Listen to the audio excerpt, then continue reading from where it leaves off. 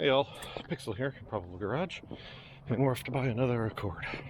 This one, better and much worse at the same time. You'll see. Alright, been to U-Haul, picked up the tow dolly. Oh god, I forgot how bad it is to tow an empty tow dolly. It is bouncing all over the place. So now we're gonna head up and pick up what we gotta pick up.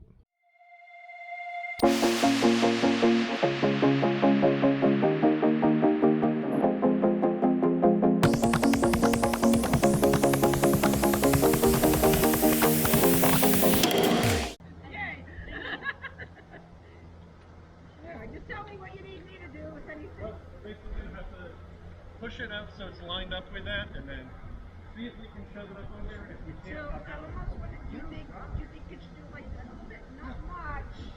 I mean, enough to get it. Yeah. Well, you can try. you don't want to down there and around and just to test it out. Sorry about that. You fell off while we were in the middle of stuff, and I just didn't want to deal with it. We're currently at a gas station. My partner's getting us second breakfast. So yeah, we've bought double beige now. Short story, this is a 99 Accord. It's basically identical to the one that we bought. It has a blown transmission, but it has brand new tires, brand new brakes, really nice interior, nicer bumpers, a bunch of stuff. So this is literally, this is a parts car. This was $500.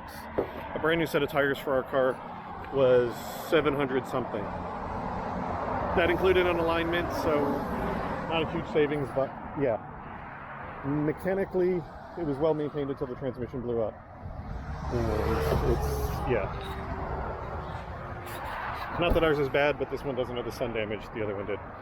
So this was the cheapest way to get a whole bunch of parts. The van's been towing great. It has had no real issues. I mean, it's a G20, so we've got the beefy brakes and suspension and stuff, so like that part I wasn't worried about. However, it's the V6, that was the part where I was worried. But I kept it out of overdrive and took it a little easy, and we're fine. I've been cruising between like 55, getting up to 65 on the downhills. And the only thing it struggles with is some of the really steep hills and one surface street when I was pulling away straight up a hill. It struggled, but even then, it wasn't terrible.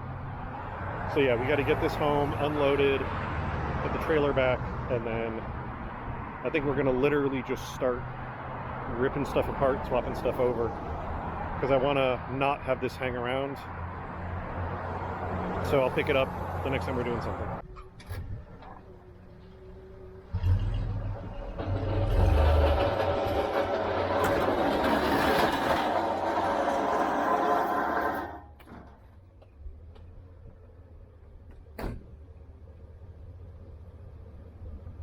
Brake off. Off the brake.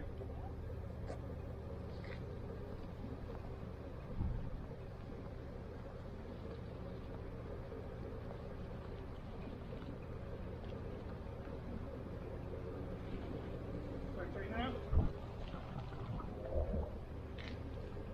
Put on the brake. How are we on that side, Lou? Other way a little bit. This way. Yep. You good? Slow down. So. We've got Stop. And we're home. Getting in the driveway was interesting. Neighbor had to come help us push it because it wouldn't start. Like, it drove onto the trailer, but the battery was dead, so we couldn't get it started. So we had to. You saw how I had to get it off the trailer, and then we needed the neighbor's help to get it up here because the driveway is very slightly sloped. But it's here. It's home. And started looking over in more detail. Like I said, it was worth it no matter what, but like these tires are basically brand new, and they cost less than they wanted for 4 new ones for that, so that alone paid for it. We're also going to be swapping out these front seats, which are basically perfect except for some, looks like pen marks or something. Even though the rear seat's not perfect, we're not going to swap it because we've already put a cloth rear seat in it, and that's actually better for the kiddo because she won't burn herself on the seat. Doors we may or may not swap because they don't have the paint damage, but you haven't decided how much we care. Ditto for the fenders. The hoods I think ditto for the hoods. The bumpers are definitely getting swapped because we actually picked up some junk bumpers, but sadly once we went to put them on, they were in rougher shape than they seemed. A lot of the mount holes are damaged. So we got them on, but they're a little janky in places. So we might as well put the really nice bumpers on. Also the front one, both of them were off of a lower spec one, and the front one doesn't fit the same. I don't know if the hoods are different, or this was off of 2002. I don't know if something changed there, but we're gonna swap those for obvious reasons. Trunk lid's gonna get swapped because this one's got a dent in it. The only thing that we really can't swap externally that we would really like to be able to is just this quarter panel. And when I do the swap, I'll cut back to an earlier video from when we swapped this bumper, because we found some minor issues underneath there, at least minor to me, and solved them. So that's it. Unfortunately, I popped the hood for the first time once we were home and discovered that this is just old enough that it's not a coil-on plug engine. Somewhere between these 2 years is when that swapped. This is a 99, that's 2000. So we can't steal the coils off of this, but there's enough good stuff on this car that we're not taking that I'm going to put it up on Facebook Marketplace, part out. I guarantee you I won't have that much difficulty selling parts off of this that will pay for new coils. So then there's also the cats on this that I'm going to save if they come off nicely, because that threw 420 error, which is either oxygen sensor or cat. It threw it once, we reset it, it hasn't thrown it again. And with the misfire thing, I'm not sure if that was just why it threw it, but if the cats come off cleanly on this, I will save them in case that's an issue, so I can try swapping on these cats instead of replacing it with a brand new one. If they don't come off nicely, or if they're all rusted or whatever, then I will sell the cats, and that'll get me a little bit more cash back, and then obviously scrap the whole thing once I'm done. So we're already up just in the savings on the tires and the seats and some other odds and ends. But with a little bit of luck, we'll be into this for either nothing or a few $100, and that would be great. So basically the next thing to do is, and I don't know if I'm going to do it right now, but the next thing to do is set up the camera and just literally just start pulling things off of one car and putting them on the other, just like boom, boom, boom, boom, boom down the line. Because it's all going to get swapped between the two, so that when this goes to scrap, it's got all its body panels on it and whatnot, because the scrapyard will give you more for that than half disassembled. Plus it won't look as much like ass in my neighborhood if I've got the parts back on it. So yeah, that's the next step.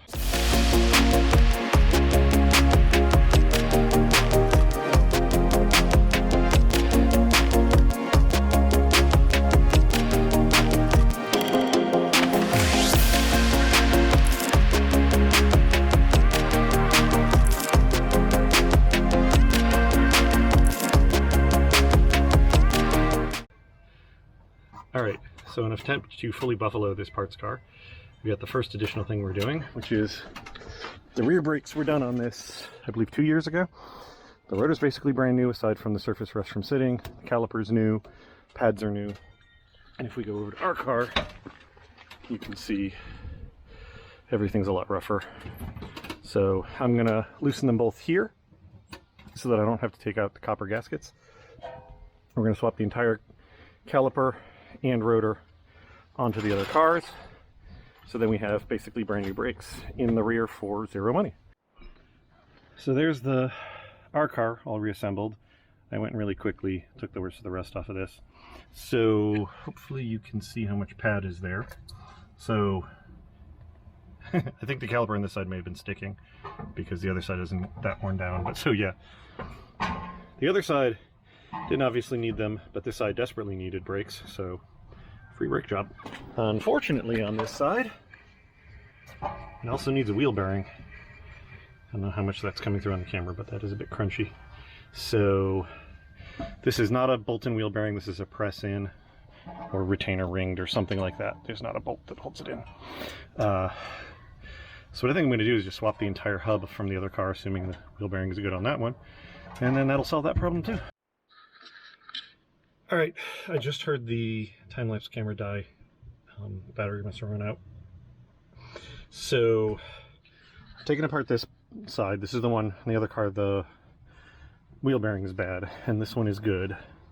So basically what I need to do is remove this bolt, this nut. I need to disconnect the ABS line, this bolt, and that bolt, and this bolt. I suspect I'm just going to have to get another link because I suspect that's not going to survive the process. I took this off so that I could spin this without hearing the brakes dragging, so I would know this one's good. So this is going to suck, but I've got my little heater thing, so as long as the bolts aren't rusted into the sleeves once I get the nuts off, this will suck but not be the worst.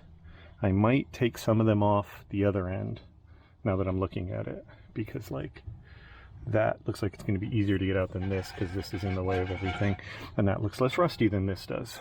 So some of them I'm going to get, whatever, I'm going to take off whatever looks like it makes the most sense.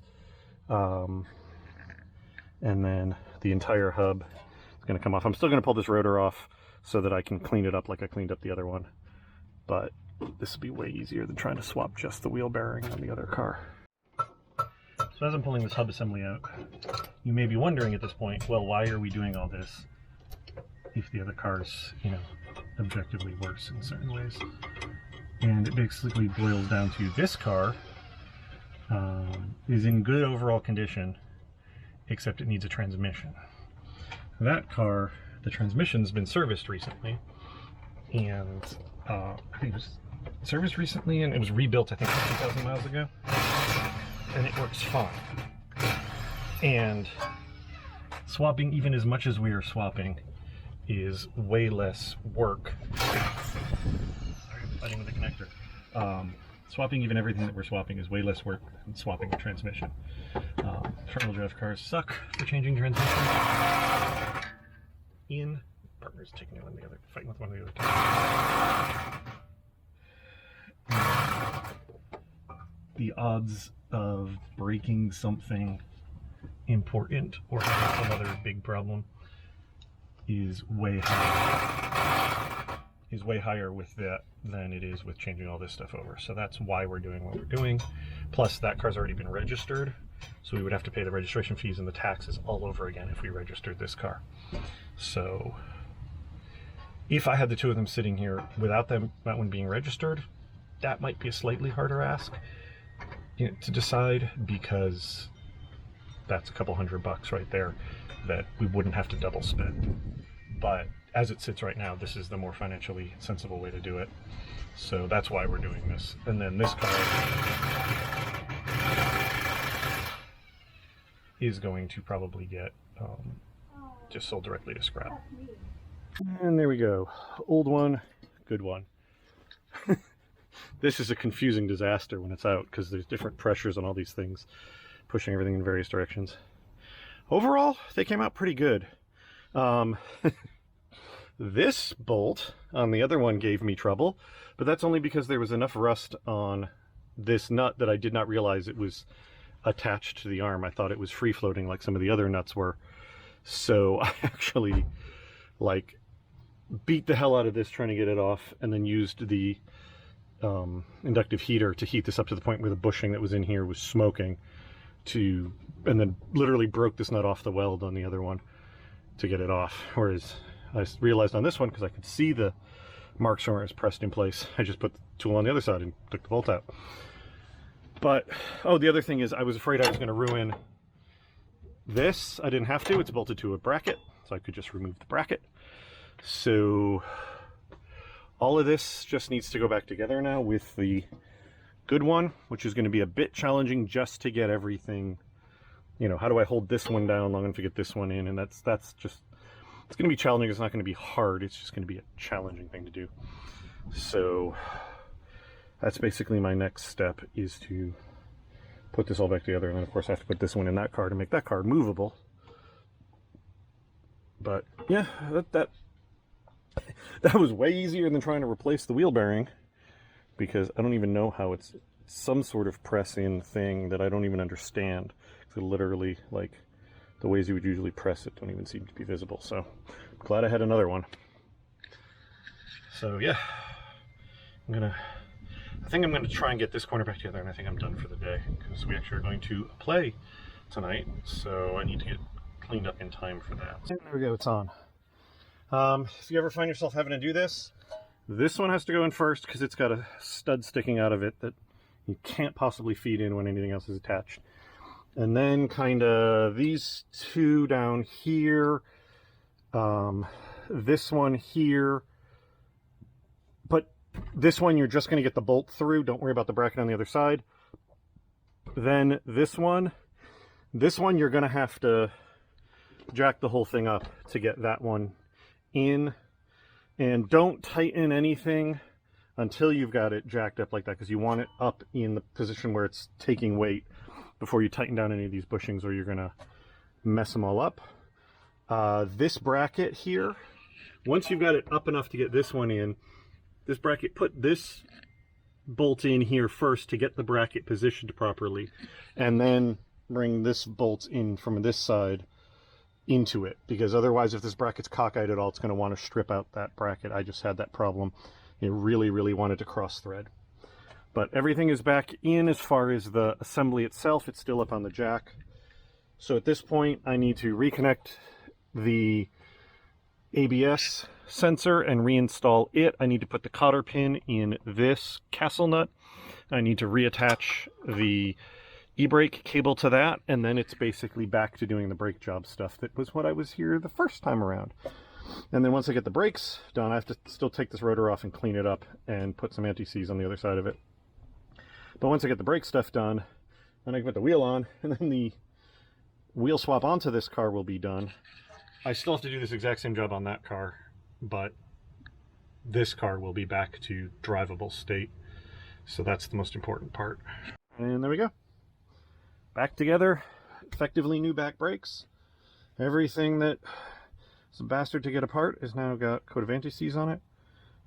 Yeah, every single one of the 8 wheels on both cars needed me to donkey kick it to crack it off the hub. So they're all getting anti-seize on this car so that that doesn't happen again, because F that noise.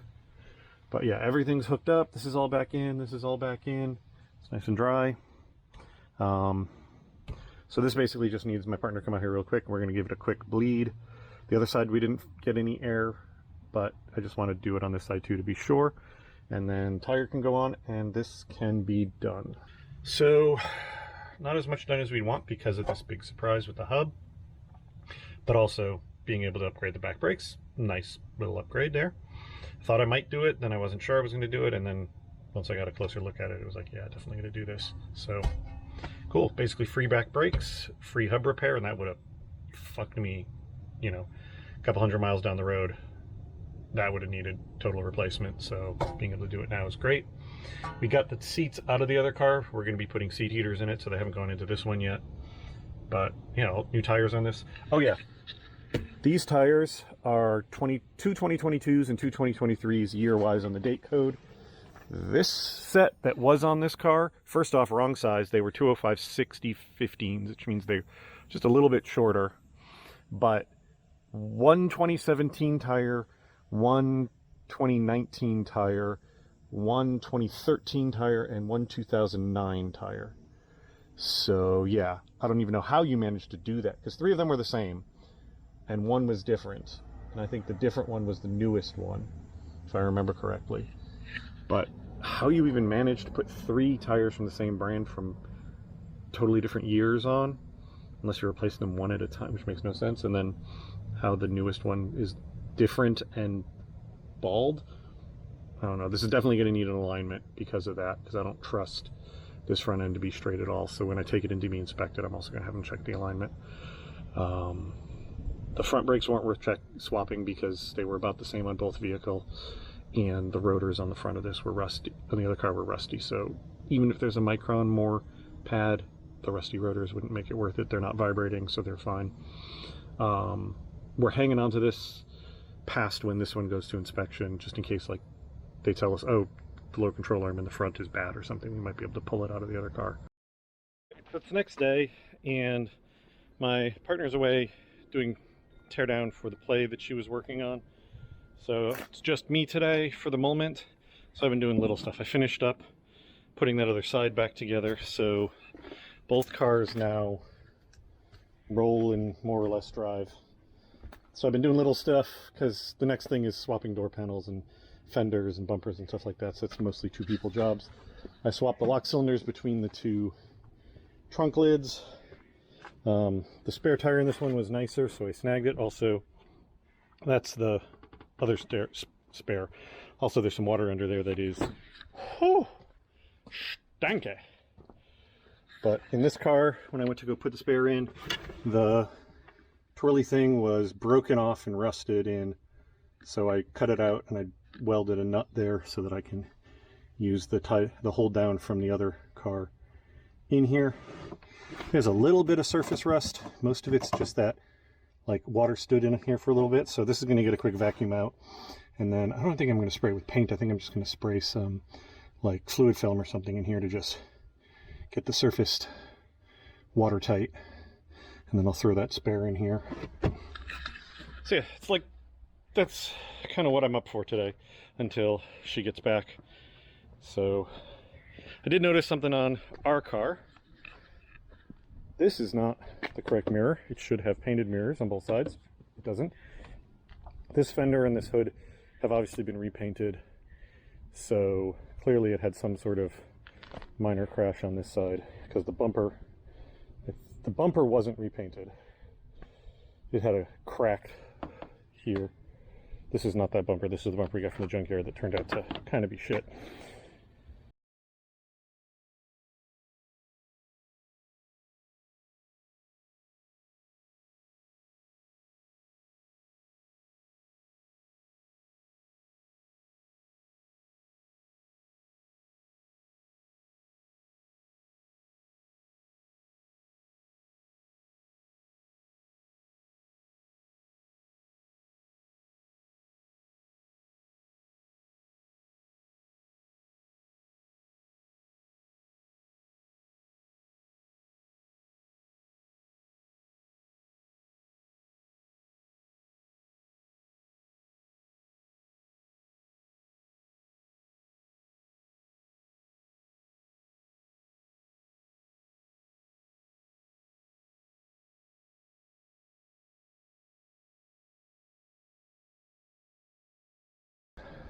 This trunk lid, the paint is in worse shape than ours. Ours just has a little bit here, but ours has a little bit of damage. It's been hit here and has a little bit of damage, but it also has a crease up here, so it doesn't fit right. So we're going to swap this one over. This one also has better taillights on it, so that solves that problem at the same time. Bumper's obviously getting swapped. Obviously not swapping this. The quarter on ours has some damage here, here, and here from the whole thing having been pushed in a little. I'm going to stick in some video right after I'm done talking, showing what I found under here and the repairs that I made when I changed out this bumper. But yeah, we're basically, every body panel that we swap over is worth it for one reason or another. And then we've already pulled the seats out of it. We're going to put those in, but we're putting seat heaters in before we installed it. This has got the factory floor mats, which may or may not come out. The door panels are obviously going to come with the doors. Since the seats aren't going to match, there's no reason to worry about whether the door panels match.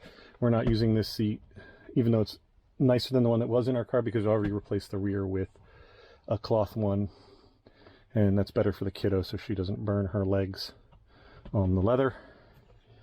Other than that, I don't know what else.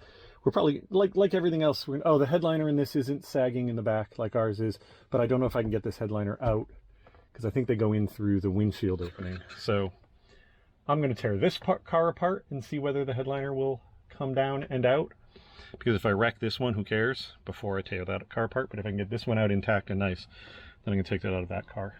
And that way I'm not risking a more ruined headliner in our car. Yeah. I don't know if I mentioned earlier in this video or not, I honestly can't remember, but the Accord has been misfiring.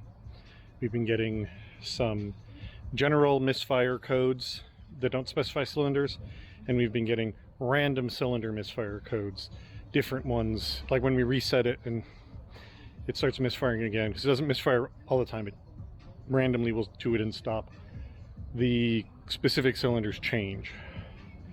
That particular aspect of it, doing some research, seems to be because for whatever reason these engines, the computer's bad at determining which cylinder is misfiring. Because I think it uses the knock sensor and another sensor, and they're not good at that. So multiple posts in different forums specifically said, don't pay attention to what cylinder is misfiring because it's not necessarily accurate. But tried to figure out what was going on. And this has been the most absurd situation ever. The middle one in the rear, the connector, the little clip part is broken off, so that was loose. So I was like, okay, maybe that's the solution. Zip tied that down. Didn't make a difference. It finally was misfiring someplace where I could experiment with it, and when I was pulling off connectors, all of them were affecting the engine except this one. When I pulled the connector off of this one, it wouldn't appear to make a difference. So I bought a coil, and I just put it in along with new plugs. I may have screwed up though, because I took that one out, put a new plug and coil in, then I took this one out, put a new plug in, went to go put the coil back on, and discovered I had one coil lying here and one coil lying here, and could not remember which was which. So I may have put, if this coil was bad, I may have put the bad coil there, or I may have put the good coil from there on. I genuinely don't know. So good on me there. But this continues to be ridiculous because the rear one in the back over here, when I took that plug out, it dumped a ton of carbon out of itself. Like the inside there just had a ton of carbon in it. None of the other ones are like that. They all have some, these are supposedly new plugs, so I have some strong opinions on whether the work that they claim was done. But anyway, I still don't know why the fuck they put auto lights into a Honda. But that one had a bunch of carbon in it, which implies that cylinder's not firing as well as the rest of them. So I put a new plug in, blah, blah, blah. This cylinder, the front in the back bank, when I took the coil out, it looked like this. It is loose at the top. So now I have the cylinder with the bad connector, the cylinder that appeared to not be firing, the cylinder that's got excessive carbon, and the cylinder where the coil is visibly damaged. So maybe it is all the cylinders that were misfiring. I don't want to buy I didn't want to buy 6 coils if I didn't have to, because that would have been a couple $100. But one of the things, again, I'm not sure they did the work they claim they did, is that the engine, when we bought it, they claimed they had put 6 new coils in it. None of them are new.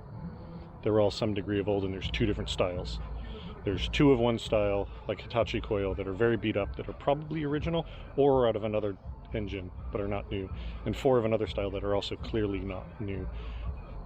So, I don't know, but I'm going to do some experimentation. Now we're going to try and drive it now that I've done what I've done to it, see what happens. All right, it's a few days later, and I didn't film anything in between. We'll get to the why on that in a second. So the last time I filmed anything on this, it was finding all the weirdness with the coils and everything. And afterwards, none of that solved the problem. Started it up, still running rough. You can see I swapped these 2 coils to try and find out if maybe the new coil was bad, because it was still, this cylinder was dead. That didn't do anything. It was running rough, throwing misfire codes, and when you revved it up, it would throw a ton of them, and it would tell you basically every cylinder on it was misfiring, just like before. So I did a little bit more research and basically came to, okay, well, if you've replaced that stuff, it's short of this wiring having gone bad somehow, which it's not mouse chewed or anything. It's probably not an ignition issue, even though it's calling it a misfire. So then it becomes, well, either it's something internal to the motor or it's a fuel system issue. Well, the fuel injectors on this are under this entire intake runner. It had never even occurred to me to question fuel injectors because the first, since the first fuel injecting car I owned in 1994, I've never had a fuel injector go bad. So it's just never been on my radar. But a friend of mine who runs a shop suggested, well, do the same thing you do with coils, which is get an O-ring kit, pull the fuel injectors out, move them around, see if the problem moves. The problem is you have to take the entire upper plenum off here to get at the little buggers. So that didn't sound like a fun thing to do at least once, maybe twice. So what I decided to try and do is that down there is a fuel injector clip. So I had to use two little pointy things to grab each side of it, pull it out, cleaned the connector with with electrical cleaner, let it all dry, plugged it solidly back in, and it ran perfectly. Smoother than it's ever run since we bought it, like smoother than the test drive. And it's been running that way for several days now. No problem. Runs, starts beautifully, runs beautifully, throws no codes, no nothing. My partner's been putting a ton of miles on it to try and make it do it. Hasn't done it once. So that seems like it's it. It was just that goddamn fuel injector connector was either dirty and making a bad connection or just not fully seated. And the intake's been off on this because they had the EGR system cleaned and stuff. Probably chasing a problem. And given that the other issues, like they put cheap Autolite plugs in it instead of proper like Iridium plugs, and that they said that they put coils on it, but they clearly weren't new, I just suspect somebody did a shitty job and didn't get that seated properly. So it has gone through inspection. It didn't fail emissions. They couldn't do an emissions test because that it hasn't been driven enough. We've only put like 40 something miles on it in the 2 days. It needs like 100 something for the Honda thing to reset itself. But everything else on the car checked out. No fail on brakes, suspension, all that stuff's fine. So we just have to drive it another like 60 miles or so. Take it back. He says he'll plug it into his little scanner, make sure that it's reading properly, that it's had enough mileage. Then he's going to plug it into the official one, have it say, yep, everything's cool, and pass us. So we are basically all set there, unless it throws a code in the next few days. Please, God, no. As for why I haven't filmed any of that, that's most of our upstairs bathroom. Some concrete too that I'm getting rid of at the same time. But yeah, this is basically our entire upstairs bathroom. This is the floor. That's the tile walls. That's the old tub. My partner had been complaining that the floor wouldn't stay clean. She kept complaining that there would be mold growing on the floor and wetness, and she thought it was the kiddo not picking up their towel properly. And then we were up there, and she's like, yeah, let me point out how this keeps happening. And then we started investigating it, and it turns out the wall was wet, and then it ended up turning out that the mixer for the shower was leaking and had been leaking into the wall and then down, had gotten under the subfloor, or the surface that they put the tile on, which was Luan plywood, over the subfloor. So yeah, we just spent 2 days ripping most of the bathroom out. That's her up there taking more of it out. We were originally just going to fix the damaged parts, and then realized we were 80% of the way through a bathroom renovation at that point. So now it's going to get a new tub and a new toilet and new floors, since it needed some of that already, and the whole shower area is going to be rebuilt a little bit different. But unexpected bathroom renovation while dealing with broken down car that was the replacement for the other broken down car that broke down while I was fixing the van, which you get the idea. It's been a hell of a month. So fortunately, the Honda seems to be off that list right now. The swap all the parts over stuff is 100% on hold. That's a non-priority until the bathroom is done. So this video is going to go out without me having finished that, but we'll get back to that because I want that other car in my driveway. But again, low priority, can just sit there, doesn't matter. So that's it for now. Thank you all very much for watching, and I will talk to you later.